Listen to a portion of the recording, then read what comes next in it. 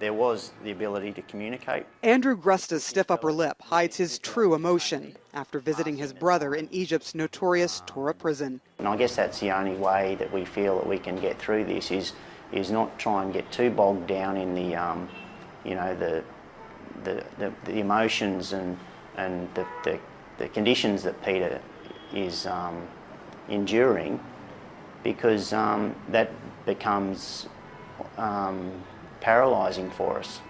Grusta is the brother of Peter Grusta, the award-winning journalist arrested and jailed along with two of his Al Jazeera colleagues, Mohammed Fahmy and Bahir Mohammed, on December 29th. They, along with 17 others, were eventually charged with very serious crimes, including airing false news, aiding terrorists, and even being part of a terror cell. We're shocked and just couldn't believe it. I mean, a journalist of Peter's credibility, it's just, they're ridiculous.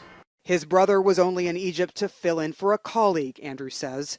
The Egyptian government is facing a tide of criticism over the case from professional journalism organizations and human rights groups.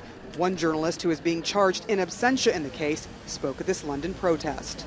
Certainly, we are one of the only channels in Egypt that's watched widely that gives a very much opposing view to the military-backed government. The domestic media doesn't.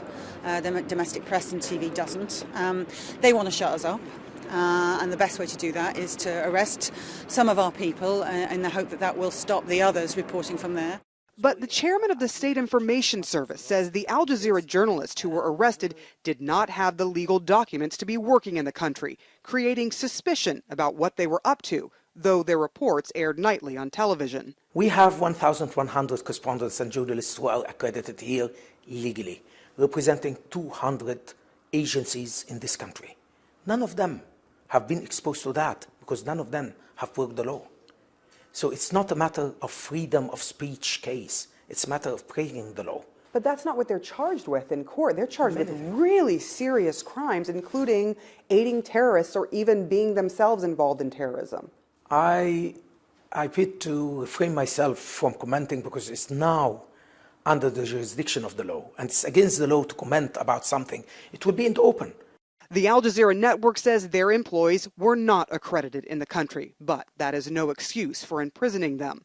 Ultimately, the case is sending a chill down the spines of those whose job it is to turn a critical eye on their leaders. Things are getting worse on so many levels, on the level of, on the practical level of not being able to basically do the job, but also on the, the formal censorship level with all those prosecutions that are politically motivated, as we all know. It just makes us think that we can be targeted from any side and by any means.